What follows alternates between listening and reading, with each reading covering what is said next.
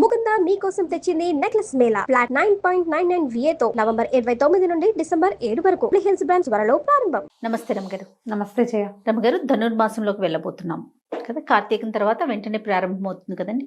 ఈ మాసం యొక్క విశిష్టత, అవలంబించాల్సిన విధి విధానాలు ఒక్కసారి మాట్లాడుకుందాం. కార్తీక మాసం తర్వాత వచ్చే మాసం మార్గశిర మాసం. అయితే మార్గశిర మాసం రాగానే ధనుర్మాసం కాదు. మార్గశిరంతో సంబంధం లేదు దానికి. మార్గశిరంలో ధనుర్మాసం ప్రారంభమవుతుంది. మార్గశిరమే ధనుర్మాసం కాదు. మార్గశిరంలో ధనుర్మాసం ప్రారంభం. మరి అప్పుడు మాసం అని ఎలా వచ్చింది? చెప్తాం అది చెప్పాలి. మొన్న ఎవరో కూడా అడిగారు, మామూలుగా మనకి మాసాలు ఇవన్నీ ఎలా వస్తాయి? చాంద్రమానం ప్రకారం, అంటే చంద్రుని యొక్క కదలికలతోటి మనం హళలు పెరుగుడు తగ్గుడుతోటి తిథులతోటి తయారవుతుంది కదా. అవును. ఇప్పుడు మనకి పాడ్యమితోటి నెల మొదలవుతుంది. అమావాస్య వెళ్ళగానే స్టార్ట్.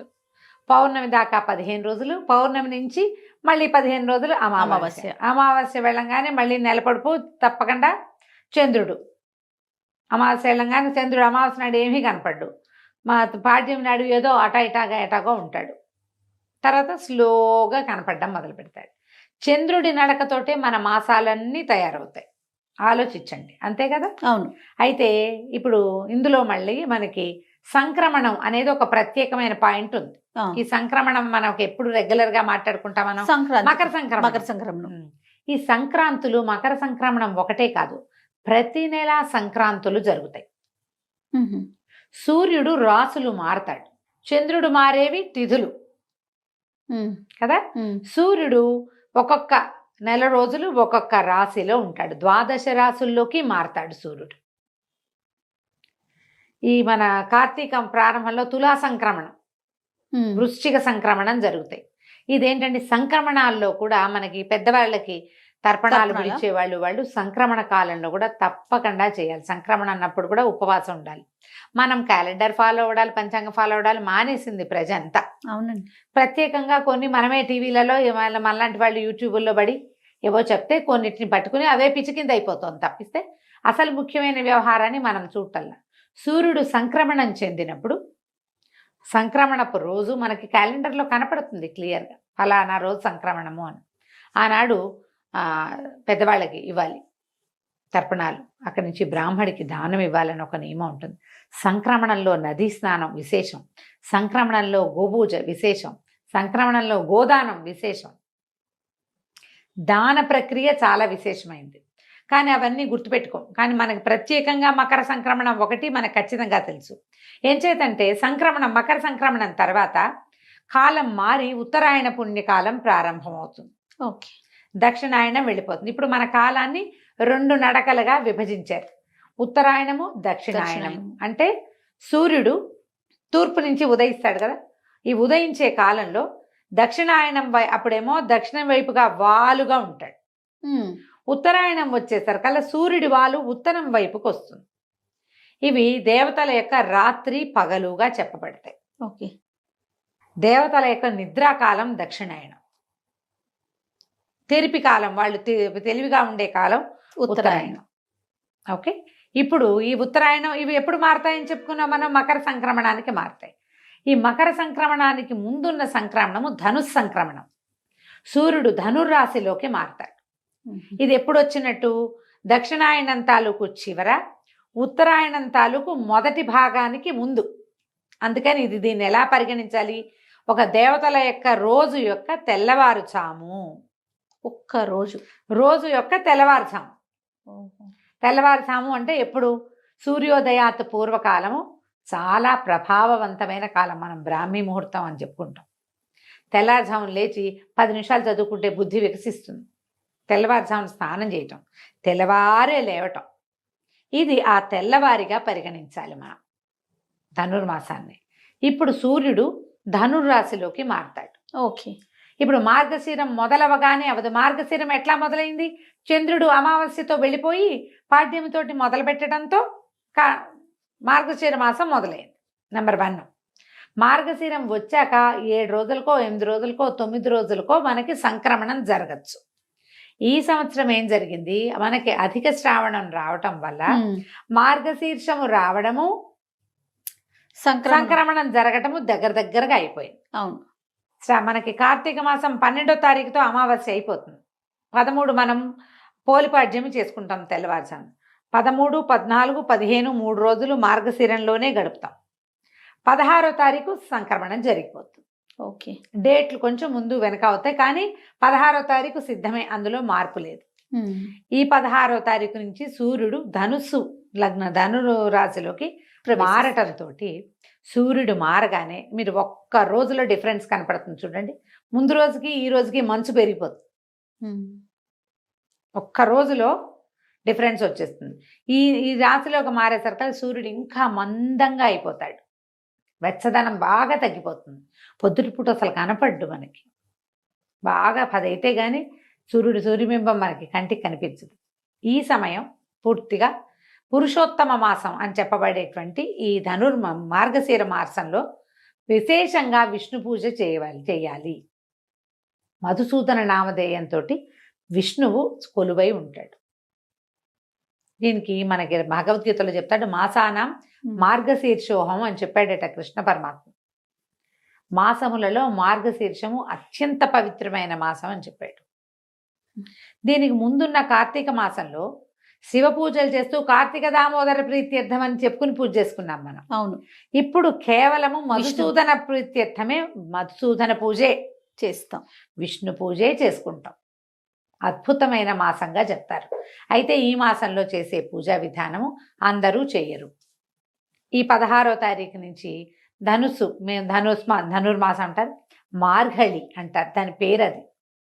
ఈ మార్గళిలో విష్ణు పూజ విశేషంగా చేయబడుతుంది. నెలగంటు పెట్టడం, దాన్ని నెలగంటు పెట్టడం, నెలపట్టు అంటారు. ఇక్కడి నుంచి పూర్తిగా నెల రోజుల పాటు, అంటే మార్గశిర మొదలైన 4వ రోజున స్టార్ట్ అయింది ఇది. అంటే పుష్యమాసం వచ్చేయాలి కదా. అవును. ఈ ధనుర్మాసము అనేది మొదలయ్యేసరికి పుష్యమాసం వచ్చేస్తుంది. పౌష్యలక్ష్మి వికసిస్తుంది. అప్పటికి బంతిపూలు బ్రహ్మాండంగా వస్తాయి, వరి ఇంటికి చేరుతుంది, కొత్త అల్లుళ్ళు వస్తారు, సంక్రమణం వస్తుంది. సంక్రమణం పూర్తిగా భగవత్కాలము అది. ఆ సంక్రమణం చాలా మంచిది. మకర సంక్రమణంలో ఈ సంవత్సరం అంతా సంక్రమణాల్లో చేయవలసినవి ఏవి చేయని వాడు కూడా మకర సంక్రమణం నాడు అన్ని రకాల దానాలు ధర్మాలు ఏది చేసినా 12 చేసిన ఫలితం లభిస్తుంది. దేవతలంతా కళ్ళు విప్పి నిద్రలేస్తారు. పూర్తిగా ప్రసన్నంగా ఉండే కాలం. అంచేత ఇక్కడి నుంచి స్టార్ట్ దాన ప్రక్రియ మొదలుపెట్టే కాలం. ఈ ధనుర్మాసంలో ఏం చేస్తారు, గొబ్బిళ్ళు పెట్టడం. ఒక్కొక్కళ్ళు ఒక్కొక్క రకమైన ఆరాధన చేస్తారు. వైష్ణవాలయాల్లో విపరీతంగా సేవాకాలాలు జరుగుతాయి. తెల్లవారుజామునే స్వామికి కైంకర్యం చేస్తారు, సేవాకాలం సమర్పిస్తారు. ఈ సేవాకాలాలు సమర్పించేది ఏంటంటే సంవత్సరం అంతా ఒక రకంగా ఉంటే ధనుర్మాసంలో తిరుప్పావై అని ఒక ప్రత్యేకమైన పూజా విధానాన్ని సమర్పిస్తారు. గోదాదేవి శ్రీవిల్లిపుత్తూరులో జన్మించింది. పెరియాళ్ళ వారికి జన్మించినటువంటి విష్ణు చిత్తుల కుమార్తె అయిన గోదా, ఆవిడ భగవంతుణ్ణి ఎలా ఆరాధించిందో ఆ ఆరాధనా క్రమాన్ని ఈ నెల రోజులు స్వామికి సమర్పిస్తారు. ప్రతి చోట శ్రీరంగనాథుడు విశేషంగా సేవించబడతాడు. వెంకటేశ్వర స్వామి దేవాలయంలో కూడా తిరుప్పావయ్యే చేస్తారు. ఈవెన్ తిరుమలలో కూడా ఈ నెల రోజుల పాటు స్వామివారికి సుప్రభాతం బదులు తిరుప్పావై వినిపిస్తారు విశేషంగా. మొత్తం ఈ నెల అంతా కూడా అన్ని విష్ణువాలయాల్లోనూ విశేషమైన సేవలు కైంకర్యాలు జరపబడతాయి. ఈవిడ ఈ నెల రోజుల పాటు 30 పాసురాలు చదివిందట. పాసురం అంటే ఒక ప్రత్యేకమైన పాట.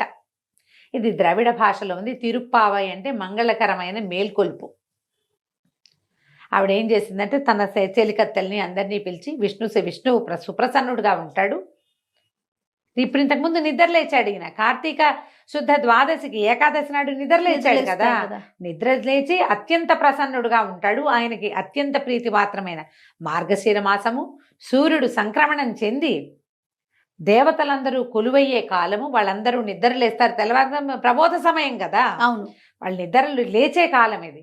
ఈ సమయంలో గనక మనం భగవత్ సేవం చేస్తే భగవంతుడు మనని అనుగ్రహిస్తాడని చెప్పి తన చెలికత్తెల్ని అందరినీ పిలుస్తూ కృష్ణుడి గురించిన గాథలు ఆవిడ చెప్తూ రోజుకొక పాట చొప్పున ఆమె పాడింది.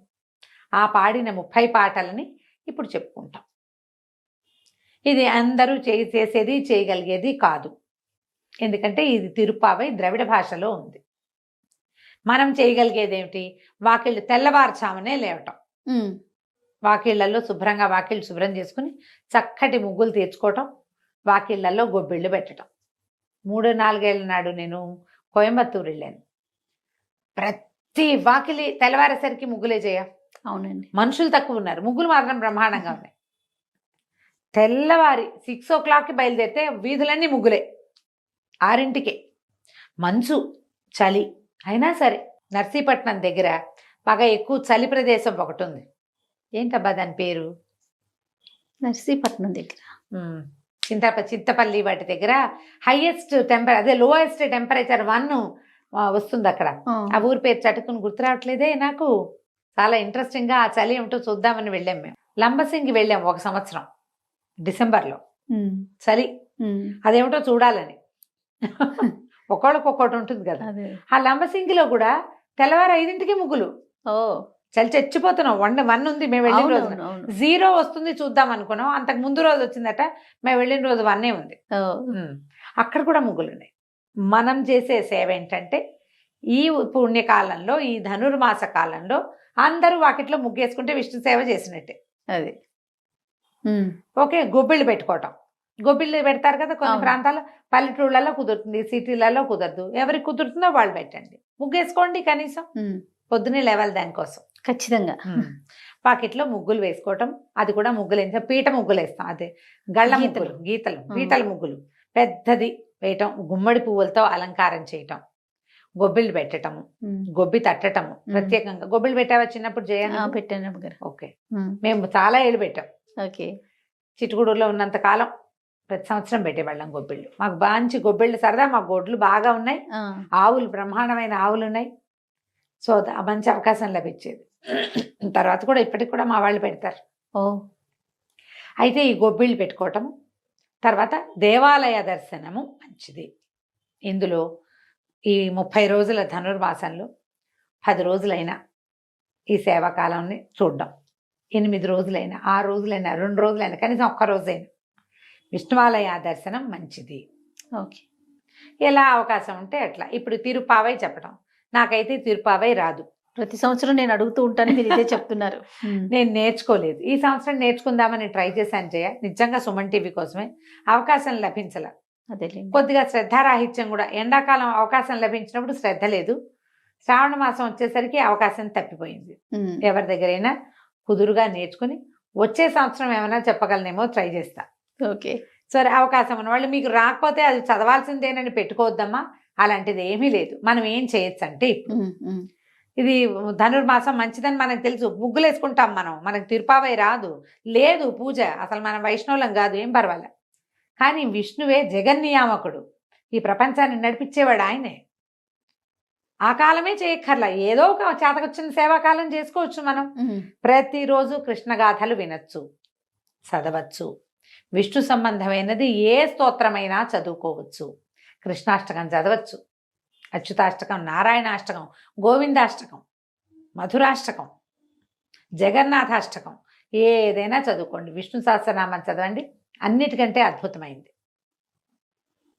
చిన్నదో పెద్దదో, కృష్ణాష్టకం మరీ బుజ్జిది, అన్నిటికంటే చిన్నది. నాకు మీతో విష్ణు సహస్రనామాలు చెప్పించాలని ఎప్పటి నుంచి అడుగుతున్నాను రమ్మగారు. తిరుపావై తప్పించేసుకున్నారు. సరే, ఓకే, అది ద్రవిడ భాషలో ఉంటుంది, నిజంగానే కష్టసాధ్యం. కానీ విష్ణు సహస్రనామాలైనా పెట్టుకుందాం రమ్మగారు. ఒక 2 లైన్లు, లేకపోతే 4 పెట్టుకుని దాని అర్థం చూద్దాంలే జయ, చెప్తాం. భగవంతుడు దానికే అవకాశం ఎప్పుడో ఇస్తాడంటారా? ఏమో చూద్దాం. ఇన్నిటికి ఇచ్చాడు, దానికి ఇస్తాడేమో. మీ అవకాశాలను బట్టి ఎక్కడ మన దగ్గర వేణుగోపాల స్వామి గుడి, రామాలయము, తర్వాత వెంకటేశ్వర స్వామి గుడి, నరసింహస్వామి గుడి, ఏ దేవాలయానికి వెళ్ళినా సేవాకాలం జరుగుతుంది. తప్పకుండా స్వామిని దర్శించండి, ఆండాళ్ళని దర్శించండి. ఆమె మానవ స్వరూపంలో జన్మించింది. భగవంతుణ్ణి చేరటానికి ఎలాంటి ప్రీతిపాత్రమైన పని చేసినా భగవంతుడికి ప్రీతి దేనికి చెందుతాడు? శ్రద్ధ, భక్తి ఉంటే చాలని చెప్పింది. అవి 2 ఉంటే చాలని ప్రపంచానికి చాటి చెప్పిన తల్లి. ఈ 30 రోజులు ఆమెను పూజిస్తారు ప్రత్యేకంగా. ఆమెను చూసి ఒకసారి దండం పెట్టుకుని ఒకసారి దేవాలయ దర్శనం చేసుకున్నా కూడా చాలా మంచిది. మీ అవకాశాలను బట్టి చేయండి. ధనుస్సు వెళ్ళగానే చివరికి ఏం చేస్తారు, చివరి రోజులో గోదా కళ్యాణం, గోదా రంగనాథ స్వామి కళ్యాణం చేస్తారు. కళ్యాణం చేస్తారు. అవకాశం ఉంటే ఏదైనా రంగనాథ స్వామి దేవాలయమో క్షేత్రానికి వెళ్ళటమో ప్రయత్నం చేసి చూడండి, మీ కుదిరికను బట్టి. తప్పకుండా మీ అవకాశాన్ని బట్టి చేయొచ్చు. ఇది ధనుర్మాస విశేషం. సంతోషం రమగారు. నమస్తే. నమస్తే జయ.